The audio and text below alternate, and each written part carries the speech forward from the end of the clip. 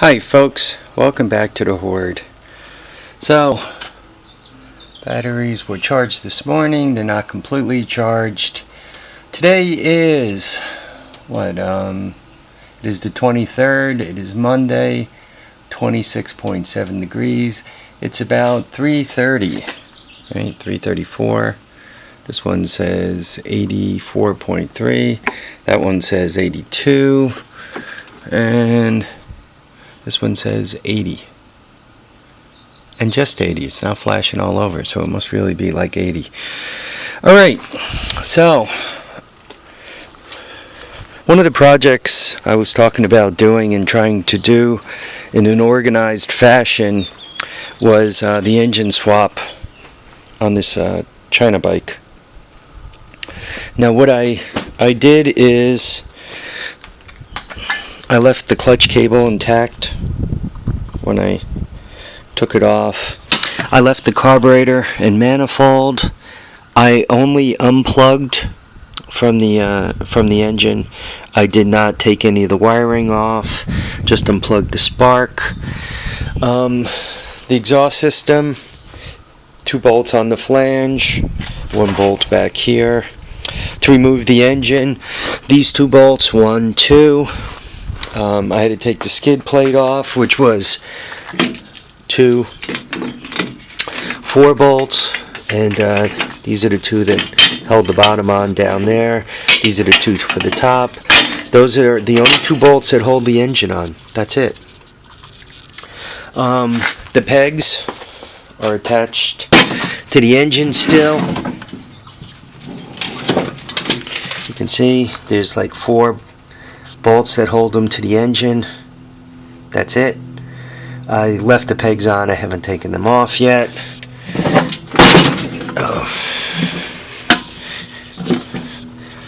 I had to take this cover off to take the chain off the sprocket. So I had to take the Kickstarter off, but I put the Kickstarter back on. I put that back on. Those are the 2 bolts that hold the carburetor on. Those 2 bolts hold the exhaust system on down there. Here are the 2 bolts for the clutch. So basically, you only have 2 bolts holding the engine on. So there's your first 2. 4 bolts which hold the skid plate on, which takes you up to 6. 2 for the clutch, 7, 8. 3 for the exhaust system, which takes you to 11, and I think that's about it. Then you have the cable, 2 more for the carburetor, 11, 13. So like 15 bolts and a cable, and the engine's off. It took me, and there's another 4 bolts that hold the plastic on. All the plastic comes off as a single piece, as you guys could see there. Right. So it takes 30 minutes to remove the engine from this Speed Defies gravity bike. Right. Anyway, here, let me turn the camera upside down.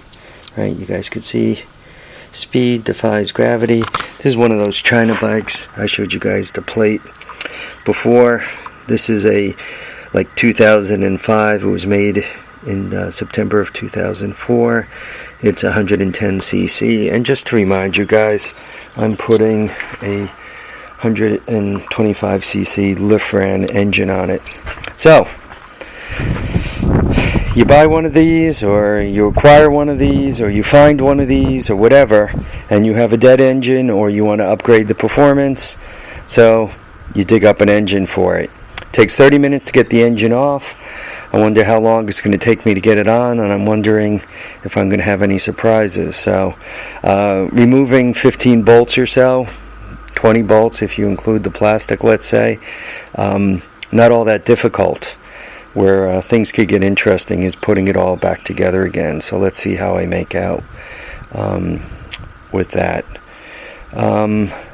Taking it apart, I also, you look at dumb little things like Do I have any cracking going on here? And the answer is no. No cracking here. No cracking on the frame. No extensive corrosion. No real issues. The whole thing looks solid. For somebody of my size to stand on those pegs, given that only 4 pegs hold them to the engine and only 2 bolts hold the engine to the frame, once again, for a 190-pound person like myself to be standing on the pegs and to go over a jump or something like that, not a smart thing to do. Because if the pegs break off the engine, or if the engine breaks off the frame, you know, the Great Divide, you know, has a problem right here, right?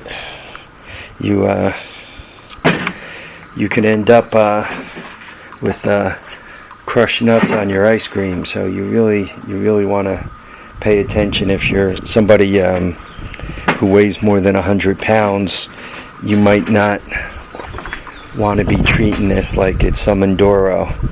I mean, it looks like, you know, 100-pound kid, 120-pound kid might be able to go over a bunch of jumps and all. But if you're over 150 pounds, you might want to think about what you're up to. You don't want to end up with the grapes of wrath, so to speak. All right, folks, I've been talking for about 6 minutes. I'm